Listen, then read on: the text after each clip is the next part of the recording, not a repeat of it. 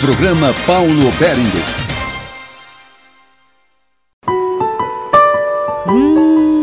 Delícias Padaria Delivery. Encomendas 39,95-1010 e o WhatsApp 8294-1010. Goiás Verdade.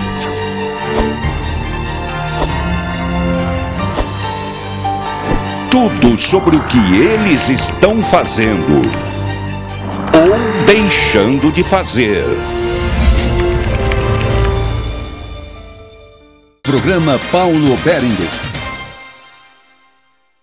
Tudo bem? Muito boa noite para você. Nós estamos chegando, como em todos os domingos, para falar sobre as coisas da política. E o programa hoje vai dedicar uma atenção especial para a Câmara de Vereadores de Goiânia e, naturalmente, por extensão, também para a Prefeitura de Goiânia. Estão aqui dois vereadores, um de situação e o outro que se coloca como independente. Vamos lá, começo apresentando ele que é de situação, o vereador Oséias Varão, que é do PSB. Tudo bem, vereador? Boa noite. Tudo bem, Paulo. É um prazer. Eu quero cumprimentar você, agradecer pela oportunidade mais uma vez de estar aqui no seu programa e cumprimentar os telespectadores também. Tá bem. Muito obrigado por ter vindo. Também participando do nosso programa, ele que se coloca como independente, embora no segundo turno da eleição de Íris Rezende, o partido dele, o PV, tenha apoiado a eleição de Íris, é o delegado Eduardo Prado, que é do PV. Tudo bem, delegado, vereador? Boa noite. Boa noite, Paulo. Boa noite, Oséias. Boa noite a todos os amigos aí que estão nos assistindo aqui. Estamos aqui à disposição e é um prazer mais uma vez estar aqui com você, que é referência no jornalismo do Estado de Goiás. Muito bem, já estamos voltando ao programa de hoje, recebendo dois vereadores. Este aqui, o vereador delegado Eduardo Prado, que é do PV, e também está aqui o vereador Oséias Varão, que é do PSB. Antes de ouvir os senhores, eu quero ouvir um colega dos senhores, o vereador Elias Vaz, porque é um assunto que é da mais alta importância. O vereador Elias Vaz apresentou um projeto no sentido de que houvesse um cumprimento de prazos para o atendimento nos postos de saúde do município. Esse projeto foi aprovado, foi enviado ao prefeito Íris Rezende, que vetou, voltou aos senhores, que acabaram promulgando, né, não é verdade, esse projeto do vereador Elias Vaz, só que depois disso o prefeito Íris Rezende resolveu baixar um decreto que, na hierarquia, digamos assim, é inferior a uma lei, mas ele publicou um decreto se negando a cumprir essa lei proposta por Elias Vaz. Vamos ouvir o Elias. Lamentavelmente, o prefeito toma uma atitude ilegal. Afinal de contas, você quando quer questionar uma lei, você vai ao judiciário. Não pode dizer que não vai cumprir a lei. Então é uma posição equivocada, né, ilegal, onde a própria OAB, na sua comissão de saúde, já manifestou pela legalidade da lei. E nós estamos acionando, inclusive, o Ministério Público para fazer valer a lei. Agora, o fundamental é que, além da posição arbitrária, né, é um problema do interesse da sociedade. Nós não podemos continuar com a saúde onde as pessoas esperam meses até anos para serem atendidos pelo sistema de saúde. Nós temos um problema grave de gestão hoje que precisa ser resolvido. Vereador Oséias Varão, começa pelo senhor, que é da base do prefeito Íris Rezende. Como é que o senhor explica essa história de o prefeito Íris querer derrubar uma lei com um decreto? O senhor conhece bem de lei. Paulo, é o seguinte, independente do decreto, eu acho importante nós ressaltarmos o seguinte: eu fui o único vereador que votou contra essa lei na primeira votação na Câmara, por entender que você não resolve um problema complexo da saúde com esse tipo de medida. Essa medida serve mais, ao meu ver, apesar de todo o respeito que eu tenho pelo Elias, ela serve mais para enganar a população do que resolver de fato o problema da saúde. Mas é o vereador que está enganando ou é o prefeito que está enganando, fazendo de conta que está atendendo e não querer cumprir o horário? Não, tempo? Aí é o seguinte: primeiro passo, o prefeito... Mas que o senhor está sendo injusto com o vereador Elias. Não. Eu estou sendo, acredito eu, coerente com aquilo que de fato a população espera. A população espera medidas que resolvam o problema da saúde, e isso é um problema de gestão complexo, historicamente consolidado no nosso país, que é profundo e difícil de resolver. O prefeito Íris está determinado a resolver, trouxe uma secretária muito competente para fazer isso. Agora... Só o senhor que diz isso. Agora, o que acontece, Paulo? Se resolver esse problema de saúde pública no país a partir de um projeto de lei, os nossos problemas já tinham acabado, Paulo. Nós precisamos falar sobre isso. Pois é, mas se não se tem um início para começar a corrigir esses erros dentro do atendimento à saúde pública, da saúde pública, quer dizer, não vai consertar nunca, vereador. Sim, mas o início, hoje a Secretaria da Saúde está trabalhando dioturnamente, Paulo, para resolver os problemas da saúde. A saúde de hoje já está melhor do que estava no começo do ano. Ela não está perfeita, não está boa, está muito aquém do que eu desejo. Agora, são ações de gestão, competência, gestão, boa administração, combate à corrupção, é que vão resolver o problema da saúde pública. Não é editar uma lei ou um decreto e resolver isso na canetada. A população sabe disso, a população sabe que canetada não vai resolver o problema da saúde. Mas quem é que deu canetada? Foi o vereador ou foi o prefeito? Não, foi uma lei, eu estou falando da lei. Você querer resolver um problema complexo como o da saúde através de uma lei. Não se resolve problema da saúde com esse tipo de expediente. Vereador Eduardo. Respeito o vereador Osés, mas discordo parcialmente dele, até porque é o seguinte, tudo hoje na sociedade, um banco, ou tudo que você vai fazer, você tem limitação de prazo.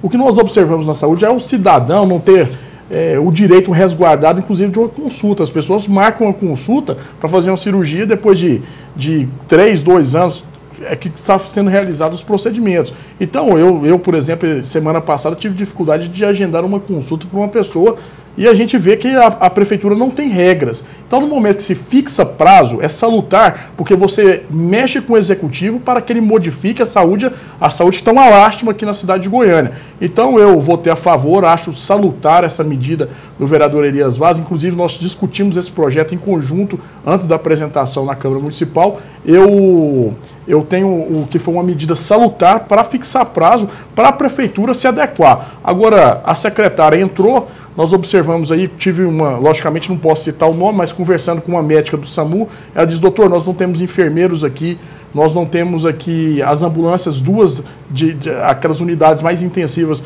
elas estão paradas por falta de enfermeiros.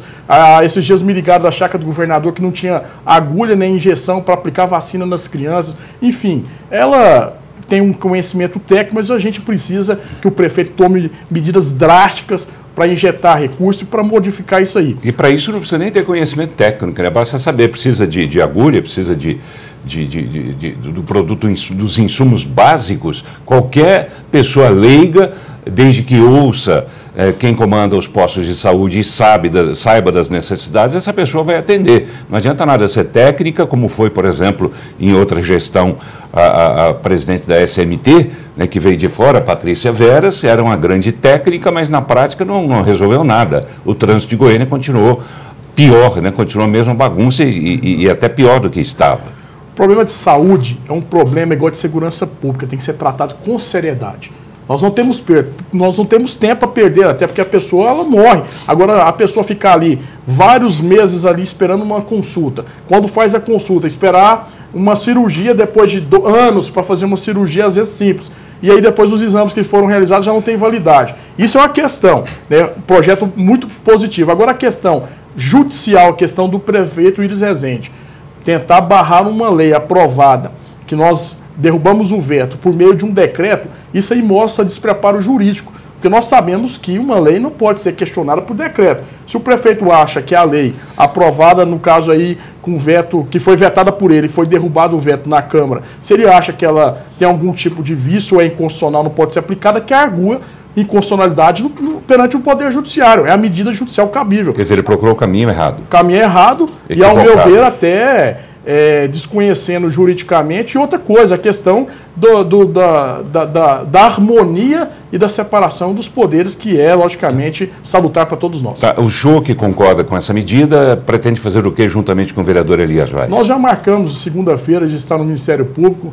O vereador Elias nos convidou, eu estarei junto com ele e outras pessoas, inclusive pessoas que são da base do prefeito Iris irão. Né? Essas pessoas irão, os vereadores, porque nós entendemos que nós temos que aplicar a legislação e o prefeito Iris adequar essa realidade da legislação, porque nós temos que definir prazos, sim. Você que é cidadão, você paga seus tributos, e nós temos que fixar prazo para que você tenha um atendimento decente na saúde. Vereador Osés Varão, para a gente encerrar esse assunto, ainda que o senhor tenha a sua discordância em relação ao propósito desse projeto do vereador Elias Vaz, que foi transformado em lei, mas o senhor não desconhece a lei, o senhor não desconhece a aplicação da lei. Esse foi o melhor caminho encontrado pelo prefeito? Ele foi mal orientado, como diz o vereador Eduardo? Paulo, a questão é o seguinte, qual é a compreensão, acredito eu, do Poder Executivo? Esse projeto é um projeto inconstitucional. O Poder Executivo, portanto, diante da inconstitucionalidade, pode não executá-lo. Aqueles que se sentirem prejudicados pelo descumprimento da lei recorrem à Justiça. O que vai acontecer com isso? A própria Justiça vai reconhecer que o projeto de lei é inconstitucional. Então, onde está essa inconstitucionalidade? A inconstitucionalidade, Paulo, está no fato de o Poder Legislativo trabalhar na mudança de estrutura do Poder Executivo. O Poder Executivo não pode fazer isso. Eu não posso dizer, olha, eu vou estabelecer... E é assim, Paulo, eu preciso deixar bem claro uma coisa para a população. Eu, vereador Osés Varão, gostaria muito, tenho batalhado por isso, eu tenho estudado o problema da saúde na cidade, estou hoje conhecendo as razões, inclusive, do problema da saúde na cidade. São razões profundas, dificílimas de resolver. Agora, me angustia muito a situação do cidadão. Eu sou uma pessoa que compartilho com as angústias da população e tenho trabalhado como vereador diuturnamente para resolver isso. Agora, o que eu não acredito, quero reiterar isso para a população, se afirmarem isso para a população não é verdade, é que se resolve isso através de uma lei. Resolveu, pronto, agora todo mundo vai ser atendido dentro do prazo estabelecido. Não é assim, não é dessa forma que se resolve o problema. De que forma se resolve? Paulo, problema complexo, problema difícil. Vou citar um problema para você entender a razão disso. Bem rapidamente. Bem rapidamente. Médicos hoje estão muito caros. Por quê? Porque o governo federal não autoriza a faculdade de medicina, Paulo. Então, enquanto um estudante de direito sai da faculdade aí recebendo R$2.000 por mês, um médico sai recebendo 20 mil. Olha o custo da medicina, por falta da autorização de faculdade de medicina no nosso país. Essa é uma das razões. Então, o que precisa? Aumentar a quantidade de custo de medicina. Mas até que isso aconteça, alguma coisa precisa ser feita urgentemente. Sim, por quem está perto da população. Exatamente. E ninguém está mais perto da população do que o prefeito. Exatamente. Aí, as medidas mais urgentes que precisam ser tomadas, ao meu ver, que estão sendo tomadas, são medidas relacionadas à eficiência na gestão e combate à corrupção. E isso está sendo feito, o prefeito tem sido muito determinado quanto a isso e a secretária também. Tá bem. Mais alguma coisa sobre isso, vereador? Não, eu acho que o caminho que o prefeito tomou não é um caminho adequado, além de entrar em choque, o que veio acontecendo desde o começo da administração com a Câmara Municipal. Seria salutar entrar com a medida judicial, arguir a inconstitucionalidade que seja arguída das maneiras técnicas cabíveis e não entrar com o decreto barrando uma lei da Câmara. Porque senão daqui uns dias, Paulo, né, vereador Osés, todo dia o prefeito não concordando com a lei vai baixar um decreto para não cumprir a lei, ué. Não só na questão da saúde, e as outras questões também. Pode ser lei minha, de autoria minha, lei de autoria do vereador Osés. Tem que respeitar o legislativo e principalmente respeitar os vereadores da Câmara Municipal de Goiânia. Tá bem, respeitar também o processo, digamos, legal, o processo dentro da Câmara de Vereadores também, que faz com que os senhores apresentem uma proposta, ela seja votada, o prefeito sancione ou não, e voltando para os senhores promulguem ou não. Isso é um rito que tem que ser respeitado.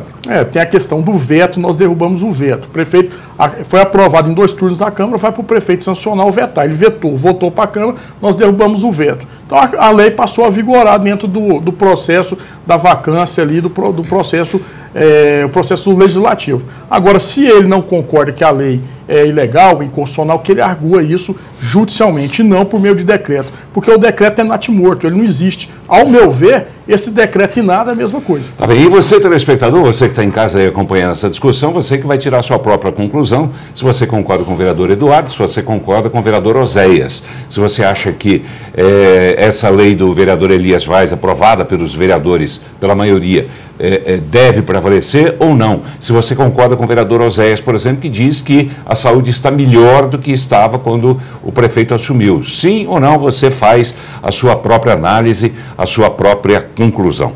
Vamos lá, falar de outro assunto também que está incomodando bastante a cidade, de norte a sul, literalmente, que é a questão da obra do BRT, que foi parada mais uma vez, e dessa vez trazendo muito, mas muito problema. Problema, inclusive, para quem trabalha na obra, que já está há quase 3 meses sem receber. E representantes desses trabalhadores estiveram essa semana na Câmara de Vereadores fazendo um apelo aos senhores. Vamos ver. precisamos receber o nosso pagamento, que está em atraso já para mais de 70 dias. Já foi para o 3º mês. Como que se encontra hoje esses pais de famílias que não têm o dinheiro para comprar um pacote de arroz, para pôr na sua mesa, para dar comida aos seus filhos? Está muito difícil. É por isso que hoje nós estamos se encontrando aqui na Câmara dos Vereadores para pedir socorro a todos esses vereadores aqui e o prefeito, para que se comovam com nossa situação e que faça esse pagamento de todos esses funcionários. Vereador, delegado Eduardo Prado, o senhor quer o PV e o senhor faz parte também de uma comissão especial que investiga essas questões do BRT ali na Câmara de Vereadores. Esses servidores não recebem, mas não é porque eles recebam diretamente da Prefeitura, não é isso? A Prefeitura tem que fazer o repasse para as empresas que fazem parte do consórcio e as empresas pagarem os funcionários. Exatamente. O que é que está acontecendo? Na verdade, Paulo, nós estivemos lá na CGU recentemente, essa comissão já tinha... Lá em Brasília. Aqui em Goiânia. Aqui em Goiânia. Nós já tínhamos ido anteriormente, quando as obras estavam paralisadas, fiscalizando, juntamente com os demais integrantes ali da comissão. Essa obra retomou, já era para ter sido inaugurada e vai prorrogar, salvo engano, para 2019. E no andar da carruagem, eu acho que os nossos netos poderão ver esse BRT saindo.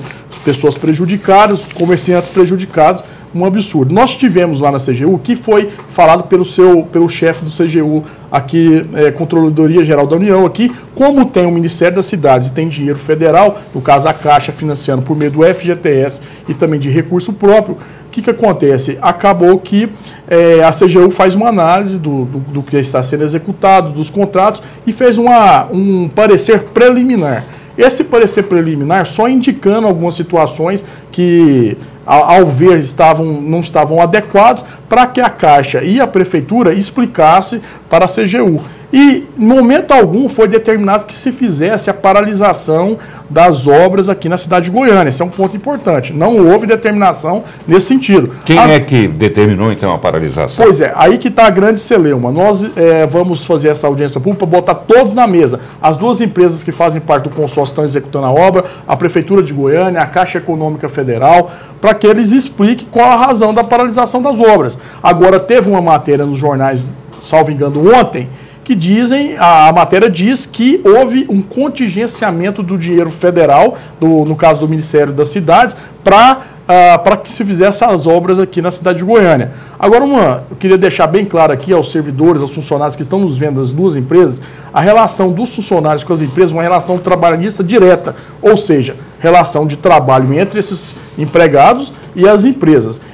Não tem nada vínculo, independente de receber ou não essa situação, vocês têm o direito de receber o pagamento de vocês. Caso isso não ocorra, a Justiça do Trabalho está para ampará-los, né, logicamente. Então, sim, é o que nós analisamos lá. Agora, essa audiência pública será fundamental para que nós possamos ver a realidade dos fatos. Agora, uma coisa muito interessante que nós temos que tocar aqui é a questão da desapropriação de algumas áreas que deveriam ser desapropriadas e não foram desapropriadas. Levantou-se isso lá, inclusive arguiu-se a possibilidade, não estou afirmando, isso nós vamos ver na audiência pública, a possibilidade da Prefeitura estar retardando de alguma forma ou de outra a questão do BRT porque não tinha recursos para pagar as indenizações. E o prefeito Ida já demonstrou que era contrário ao BRT. Então me preocupa essa situação porque a comunidade está sendo prejudicada e já está com uma questão de apostilamento, ou seja, além do que previu de 20 milhões.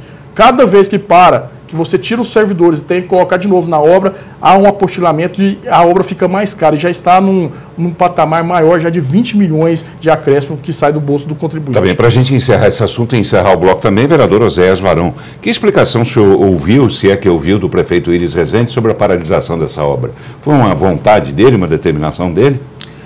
De forma nenhuma, Paulo. Na verdade, o que eu acredito que está acontecendo, estou informado acerca disso, é um ruído de comunicação ou algum tipo de decisão equivocada da Caixa Econômica Federal, para ser bem claro quanto a isso.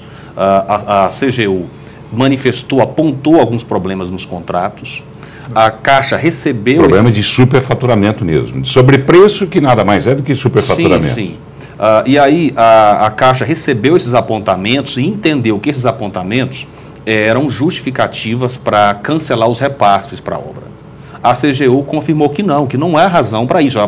Os apontamentos foram feitos e agora você precisa investigar se há de fato esses superfaturamentos e, se houver, responsabilizar os culpados. Agora, a população não pode ser penalizada com a paralisação da obra. É isso que a Prefeitura tem defendido. A responsabilidade pela paralisação não é da Prefeitura, é da Caixa Econômica, que parou de fazer os repasses, e a Prefeitura hoje de manhã, inclusive, recebeu... Tá bem, hoje de manhã, me permita lembrar, a gente grava o programa na quinta-feira. Então, nesta quinta-feira, o prefeito recebeu toda a direção da Caixa responsável por debater esse assunto para definir essa questão. A reunião foi feita hoje de manhã. E o que foi resolvido nessa reunião? Eles estão ainda encaminhando uma solução para essa questão. Nos próximos dias, eu creio que nós teremos uma solução definitiva para isso. Agora, por que dizem, como acabou de dizer aqui o vereador Eduardo Prado, e como disse também o vereador Jorge Cajuru, por que dizem que o prefeito Íris não quer essa obra? Ele não quer mesmo?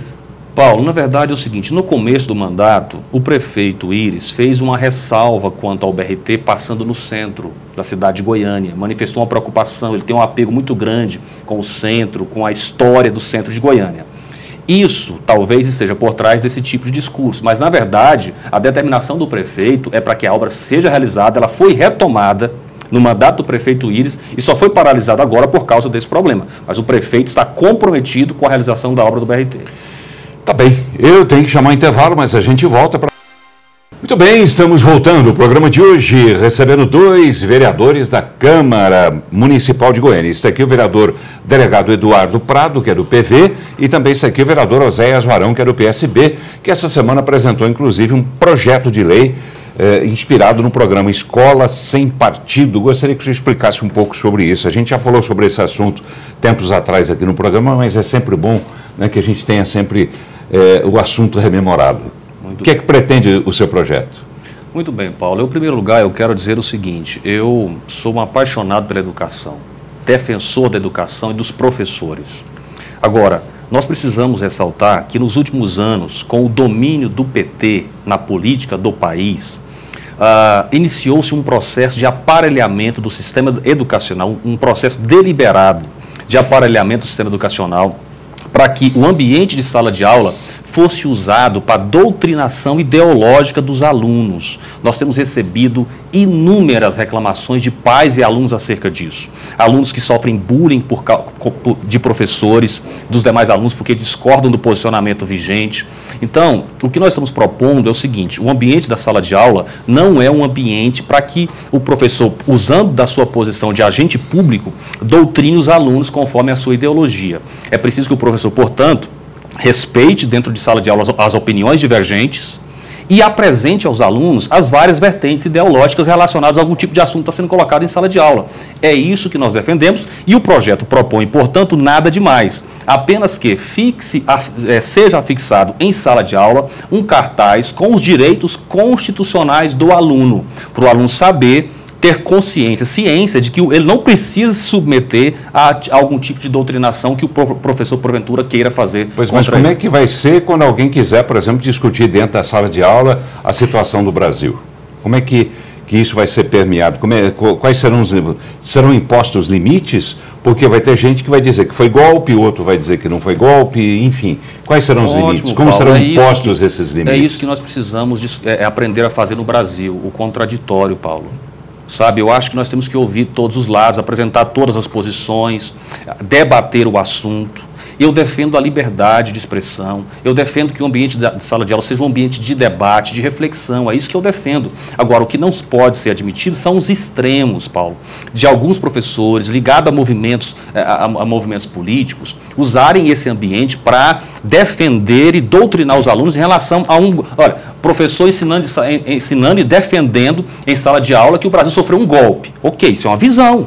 Agora, tudo bem, ele até pode apresentar essa visão, mas ele tem que apresentar outra visão também, para que os alunos possam ter acesso a ambas as informações e assim fazer a sua escolha, a sua decisão. É isso que nós estamos defendendo. Muito bem, só que o que os senhores estão pretendendo, se depender de uma análise feita por Luiz Felipe Pondé, o senhor conhece? Conheço, filósofo muito conhecido. Filósofo muito conhecido, que assinou um artigo já há questão de uns 6 meses, pelo menos na Folha de São Paulo. Ele dizia o seguinte, dada dado esse aparelhamento, que na opinião dele também acontece dentro das escolas, em todos os níveis, e muitas gerações já foram sendo formadas com essa visão esquerdista, quer dizer, se começar a fazer alguma coisa agora, na opinião do Pondé, se começar a fazer alguma coisa agora, para acabar ou pelo menos minimizar um pouco essa questão, vai demorar de 40 a 50 anos, segundo o Pondé, porque esses alunos que foram formados pelos professores de visão esquerdista também vão reproduzir isso dentro do ambiente escolar, vão reproduzir isso em outros lugares também. E eles, sendo professores, vão transmitir isso também para os futuros professores. Então, de 40 a 50 anos, na opinião do Pondé, é que será o prazo necessário para minimizar isso. Paulo, inclusive eu tenho ciência disso, estou consciente disso. Agora, é preciso iniciar um trabalho de democratização do ambiente da sala de aula. Ainda bem que a escalada promovida pelo PT de doutrinação no ambiente da sala de aula foi interrompida pela derrubada da Dilma. E por que senão, Paulo? Eu acredito muito que se não houvesse a interrupção do governo do PT, o futuro do Brasil seria Venezuela. Eu acredito nisso. Então, nós precisamos iniciar um processo de reversão dessa construção que faz da sala de aula um ambiente de doutrinação de uma ideologia específica. Isso não pode acontecer, isso é antidemocrático, é terrível para o nosso país e nós vamos lutar para a aprovação desse projeto aqui no município de Goiânia. Para ser aprovado esse projeto, o senhor vai precisar dos seus colegas vereadores. Começo consultando aqui já o vereador Eduardo Prado. Como é que o senhor votaria nesse projeto? Eu acredito, eu concordo com o vereador Oséias, mas nós temos que, logicamente, além da fixação de cartazes, nós temos que movimentar a questão cultural e a questão de princípios aqui da cultura educacional. Logicamente que esse embate, essa discussão política é importantíssima no seio da formação dos estudantes, a questão de discussão política. O Brasil largou de mão a questão do antigo moral e cívica. Hoje em dia, as pessoas não sabem nem o hino nacional, mas nem discutir política de forma saudável. Agora, doutrinação, colocar essa doutrinação partidária fixa, impor aos alunos, logicamente eu sou contra isso, logicamente, de qualquer parte. Então, o projeto do vereador Oséias é um início de um processo, né, de liberdade, eu acredito, até de liberdade de expressão e liberdade política dentro das escolas, sem vincular muito a uma doutrina que a gente às vezes observa em algumas escolas do Brasil. O senhor votaria a favor do projeto? Votaria a favor quase todos os vereadores já manifestaram apoio ao projeto do vereador Oséias. E o que é que o senhor espera da reação de professores que efetivamente possam ser de uma linha à esquerda? Como é que o senhor acredita que eles vão receber isso? Paulo, primeiro eu quero dizer o seguinte, no Brasil tem acontecido um fenômeno interessante, são aquilo que eu quero chamar aqui de consensos artificiais. As pessoas transmitem a ideia de que algo é consenso, quando na verdade não é. Eu tenho recebido inúmeros professores nos apoiando nesse projeto. Agora, o que eu pretendo fazer? Eu quero, de maneira respeitosa, com aqueles que pensam diferente do que eu penso, convidá-los para debater o assunto. Eu até conversei hoje com um vereador amigo meu, que é presidente de um sindicato aqui de Goiânia, tem muito acesso nesses ambientes sindicais, e nós já combinamos de semana que vem, já está agendado, eu quero fazer uma reunião com diretores de sindicatos, representantes de professores, para conversarmos de maneira franca e aberta sobre esse assunto. Não pretendo ser o dono da verdade, estamos abertos a debater o assunto com esse princípio.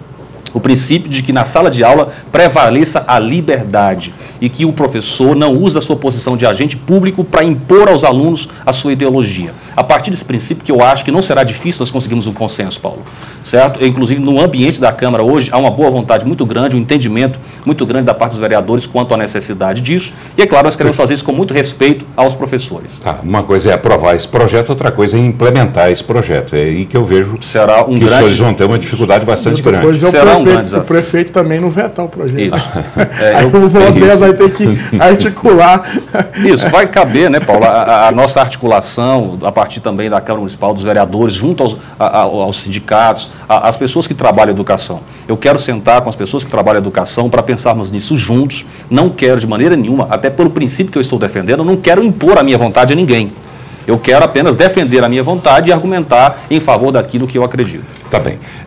Vamos falar de outro assunto que eu quero muito ouvir a opinião dos senhores. O senhor também faz parte de uma comissão que apura irregularidades no Mutirama?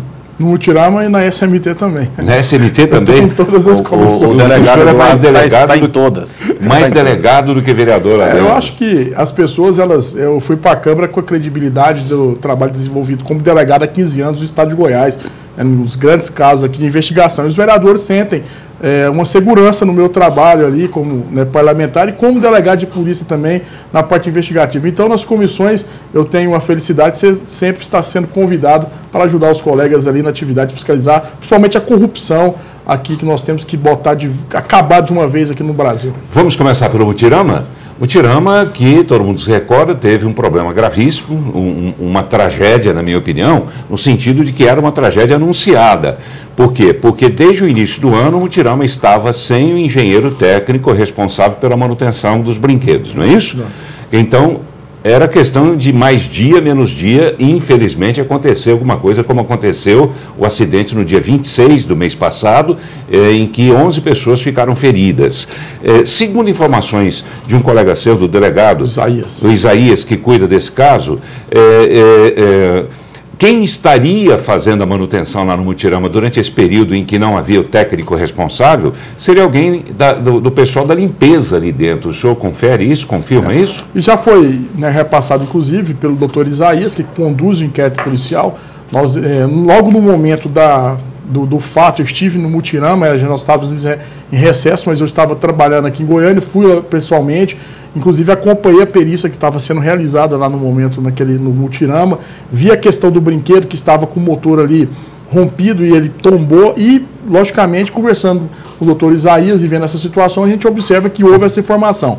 O secretário Alexandre Magalhães, eu vejo nele uma pessoa verdadeira. Em momento algum ele escondeu as falhas e a ausência, inclusive, da presença do engenheiro lá no local. Ele sempre foi muito cristalino em falar, inclusive assumiu a sua responsabilidade. Agora, o que ficou uma questão muito difícil, Paulo, é justamente essa questão do processo seletivo de colocação do engenheiro. Há informações que o secretário Alexandre Magalhães teve dificuldades de nomear, enquanto o processo seletivo simples ali, simplificado para contratação fosse evidenciado, de contratação, mesmo que seja num cargo comissionado, de um responsável, um engenheiro técnico para fazer o trabalho ali. Pois é, mas eu gostaria que o senhor explicasse então, por que tanta dificuldade para contratar um engenheiro técnico que é responsável simplesmente pelo setor mais importante dentro do parque, que é a manutenção dos brinquedos, mas de outra parte houve tanta contratação de tantos políticos ali dentro ao mesmo tempo? Porque cargo comissionado, infelizmente, é para atender, às vezes, a questão política e não técnica.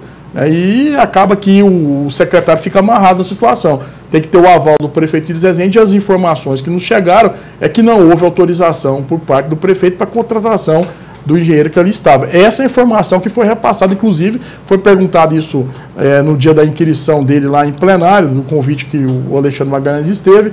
Ele esteve lá, foi questionado para ele, mas logicamente ele disse que não, que teve que fazer a questão do processo seletivo. Mas as informações que foram repassadas lá pelos vereadores é de que houve dificuldade, até porque ele foi exonerado. Ele trabalhava lá, esse engenheiro, foi exonerado. Trabalhava há 15 anos. Trabalhava há 15 anos, foi exonerado e depois não teve a continuidade do seu contrato. Aí faz-se um contrato seletivo e agora a informação de que um responsável pela limpeza é que fazia a questão ali de toda a averiguação no Parque Mutirama. E o que me deixa muito preocupado, aqueles brinquedos ali de 1980, houve uma maquiagem, uma reforma muito mal feita naqueles brinquedos, houve superfaturamento, inclusive o Ministério Público, na pessoa da doutora Leila, fez uma investigação na época pelo atos de improbidade, corrupção, uma vergonha, e acabou que passou um batom ali e a gente não tem a segurança de você que está nos assistindo, levar as crianças para brincar. Qualquer momento pode desmoronar tudo e matar essas pessoas ali de bom coração.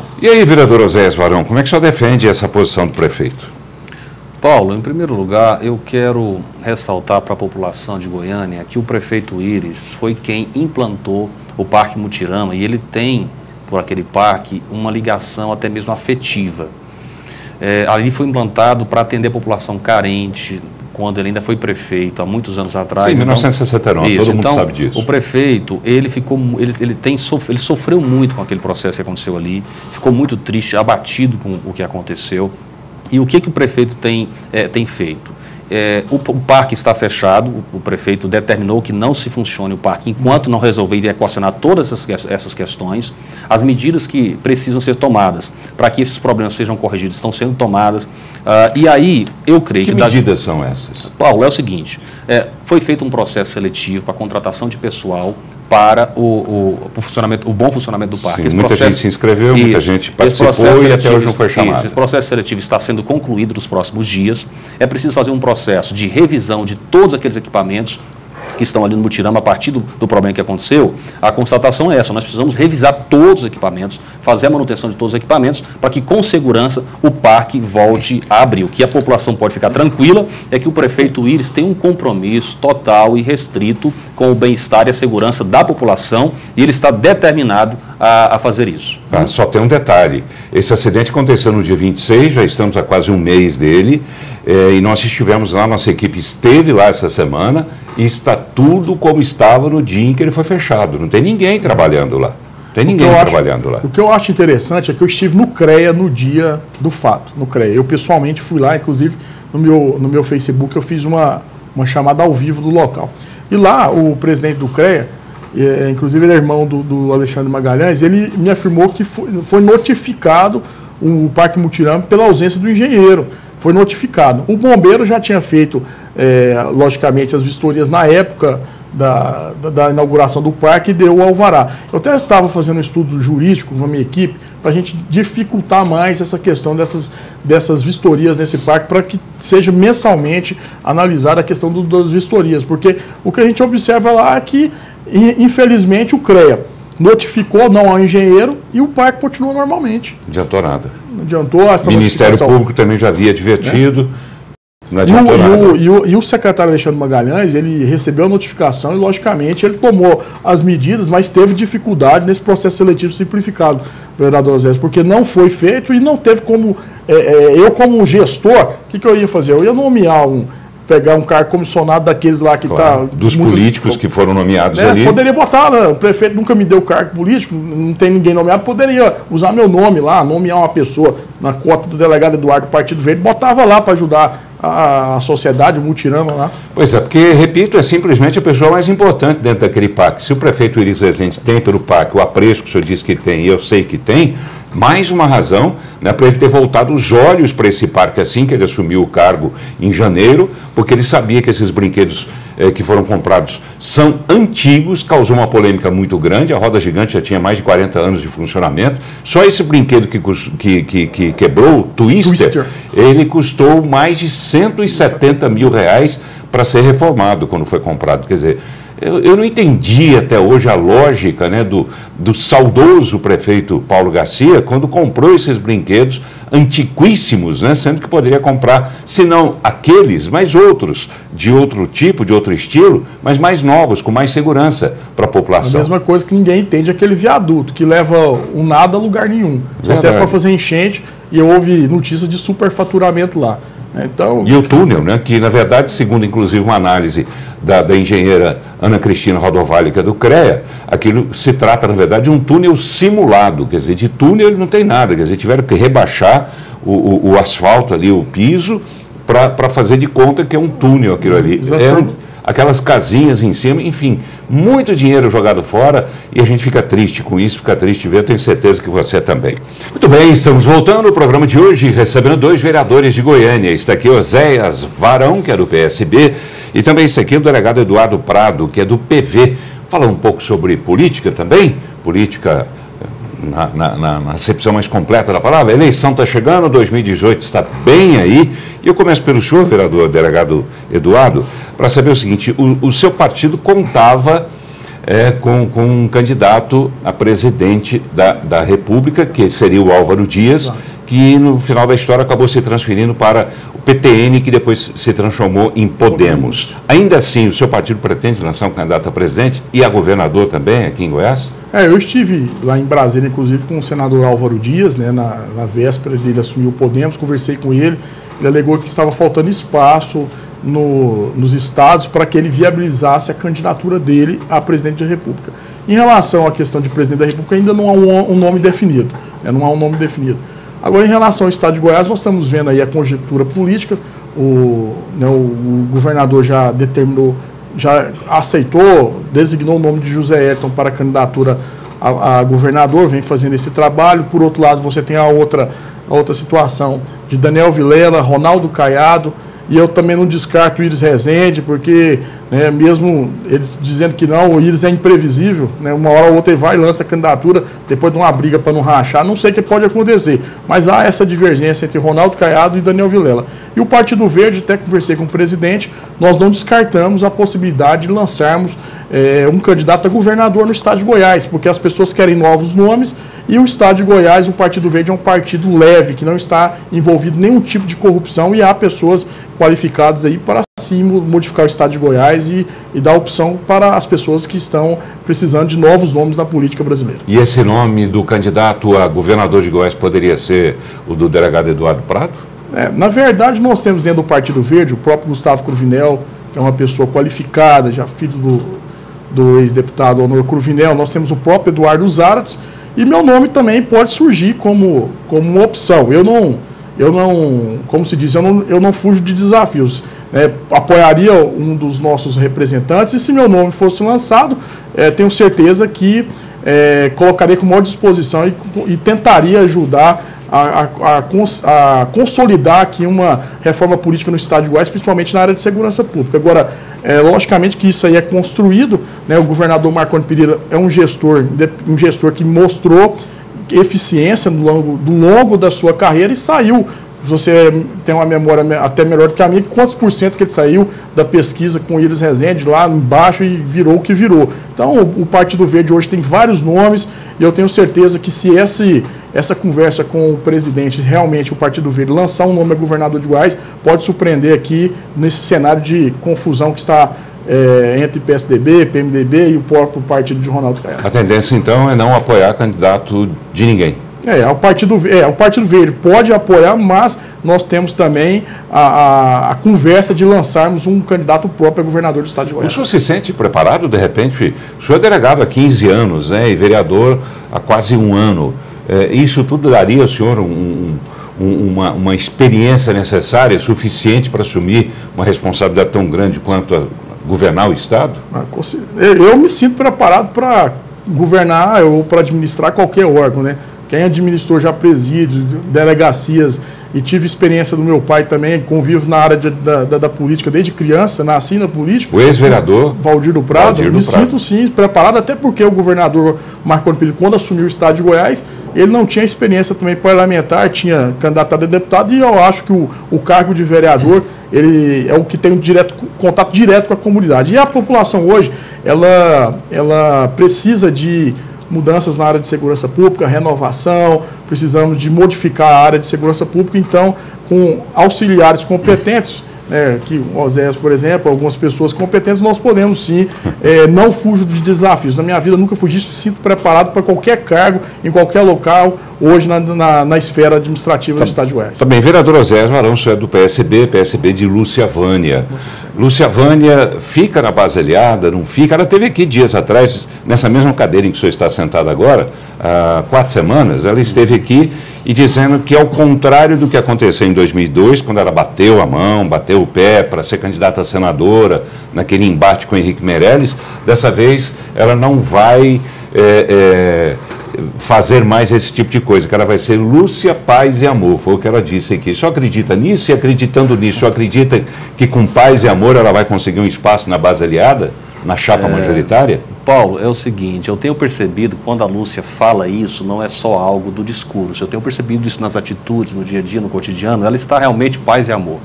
Ela tem procurado manter um bom relacionamento com a Prefeitura de Goiânia, tem procurado manter um bom relacionamento com o Poder Executivo Estadual, e eu creio que é esse o caminho mesmo.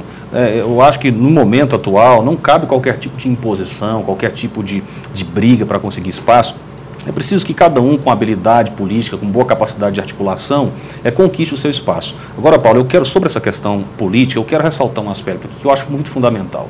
Nós estamos vivenciando um momento histórico no país, Paulo. A população brasileira está clamando por mudança, por renovação. Ela não suporta mais esse conjunto de coisas que todos nós tomamos conhecimento aqui no Brasil. Então eu creio que há um espaço muito grande para surgir novas lideranças. Quando você vê falar na candidatura do Eduardo, eu quase que já decido apoiá-lo, que é uma pessoa preparada realmente, sério, responsável. Então, se surgirem nomes novos, seja para qualquer esfera, deputado estadual, deputado federal, senador, governador, e for pessoa que de fato conquiste o respeito da população com a sua trajetória de vida, com o seu discurso, com a sua fala, eu acho que nós podemos ter surpresas no Brasil, tanto a nível nacional como a nível estadual. Há essa possibilidade, a população está sedenta, com sede de pessoas diferentes. Eles estão lá em Brasília atualmente tentando salvar os seus mandatos, fazendo uma reforma política que de fato não resolve nenhum dos problemas que foram diagnosticados até agora, certo? E a população vai perceber isso, a população está percebendo que eles estão apenas querendo salvar as suas peles e não estão de fato preocupados com a população em regra geral. Eu não posso generalizar. Pois é, mas o senhor acabou de descartar a Lúcia Vânia aí. Não, de maneira nenhuma. O senhor mandou ela para casa. Não, de maneira nenhuma. A senadora Lúcia Vânia tem um mandato, Paulo, olha, o respeito, me aponta um envolvimento da senadora Lúcia Vânia com qualquer tipo de corrupção. Sim, mas o senhor disse que se aparecer um nome novo para o Senado, que o povo vai preferir. Disse que é possível, há uma grande chance de que qualquer uma dessas esferas, nomes novos se destaquem. Agora, é claro, Paulo, que isso não é absoluto. Eu tomo como exemplo a referência da Lúcia Vânia. A Lúcia Vânia é uma senadora respeitada no estado de Goiás, respeitada no Brasil, não tem o nome dela envolvido em nenhum tipo de desvio de recurso público ou de corrupção. É uma pessoa respeitada. Eu disse para você, eu não posso generalizar. Agora, em regra geral, o sistema todo, a população sente isso, está corrompido e a população quer mudança. Agora, só lembrando, né, nesse clima de mudança, de inovação, a população de Goiânia elegeu Iris Rezende. Então, há exceções, é isso que eu quero dizer. Como é que explica? E Iris pode votar, né? Como disse aqui o delegado Eduardo Prado, né? Quer dizer, que renovação seria essa? Eu acho assim, eu não duvido que ele possa reverter e ser candidato a governador, não. E seria bom, né? Até para ver a reação da comunidade, né? Fazer um filtragem aí para ver o que acontece. Eu concordo com o vereador Oséias, a comunidade ela está precisando de dar uma oxigenada na política brasileira, a gente tem que sucumbir a essa bandidagem na política. Acho que vocês aí que estão do outro lado têm que analisar os novos nomes e também se esses novos nomes fizeram novas práticas também quando tiveram oportunidade, né? Porque não adianta nada novos nomes e tiver as práticas antigas também. Mas eu acho que vai mudar. Eu costumo dizer o seguinte, depois de 2013, quando começaram aquelas grandes manifestações de rua, os políticos ficaram assustados, né? Claro, no início ficaram assustados, mas depois a população parece que acostumou com a ideia de tê-los lá do jeito que estavam e eles foram se acostumando mais ainda, né, com essa ideia e ficaram do jeito que estão ficando, ao ponto agora de fazer uma reforma política que só beneficia a eles, aos grandes caciques e de uma forma descarada, aumentando de 700 milhões para no mínimo 3 bilhões e 600 milhões o fundo partidário, Paulo, que vai bancar inclusive a candidatura isso, deles. Paulo, para mim é inconcebível, é inaceitável. Como é que pode a classe política do Brasil estar apresentando esse tipo de reforma política, Paulo? É um absurdo. Outra coisa. Paulo, olha, a população não suporta mais esse tipo de situação. Esses políticos que estão agindo assim, Paulo, nós estamos passando, olha só que coisa interessante. Você já tinha ouvido falar antes na história do Brasil de prisão de bilionários? O Brasil está avançando, apesar de nós às vezes ficarmos descrentes, Paulo, mas hoje o Brasil já prendeu vários bilionários, senadores. Mas nem assim eles mudaram. Nós temos que mudar a questão também da cultural da comunidade. Eu, como vereador em Goiânia, candidato, eu tive um gasto mínimo ali que eu fiz consignado para pagar. Quem conhece a minha trajetória política, quase 4.500 votos, e vi as pessoas vendendo voto. R$50, litro de combustível, perguntar para mim quando eu pagava com um Citru. Nós temos que mudar esse pensamento. Esses candidatos bilionários que gastam 18 milhões, 50 milhões para uma eleição que o cara não vai conseguir 500 mil no final do mandato, tem que extirpar. Nós temos que ver propostas e isso tem que mudar com o cidadão, conscientização do cidadão. Para os políticos mudarem, é preciso que nós, cidadãos, mudemos também, né? Que nós façamos a nossa parte e que nós exijamos, né, desses políticos, desses candidatos e desses políticos, que eles sejam sérios e que trabalhem realmente pelo povo e não por eles mesmos, como estão fazendo. Vereador Oséias Varão, do PSB, foi um prazer recebê-lo mais uma vez aqui. Obrigado por ter vindo. Uma boa noite. Eu que agradeço, Paulo. É sempre uma alegria participar do seu programa. Me sinto muito honrado. Boa noite aos telespectadores, Eduardo e Paulo. Obrigado. Obrigado também ao delegado Eduardo Prado, vereador pelo PV. Sempre um prazer recebê-lo também, delegado. Prazer é todo meu. Obrigado ao Zé Varão, meu amigo na Câmara, que vem se destacando. Obrigado ao Paulo Berques, que, né, tenho a felicidade desde de criança conhecê-lo, referência no jornalismo do Estado de Goiás. Obrigado a você que nos colocou na Câmara Municipal. Espero que eu esteja realmente correspondendo ao mandato que é de vocês. Muito obrigado. Ok, obrigado. Leve um abraço também à sua família. Obrigado. A seu irmão, que fazíamos com o senhor quando eram meninos, menino mesmo de 5, 6 anos, uma duplinha infernal. Uma duplinha não infernal. conte tudo, Paulo. Não pode contar. Meu irmão tudo. hoje ele está na PRF de Rio Verde também, contribuindo com a segurança pública do Estado de Goiás. O Fernando está lá em Rio Verde. Fernando, esse é um abraço para ele também. Um abraço a você, telespectador. Obrigado pela companhia. A gente volta semana que vem. Até lá.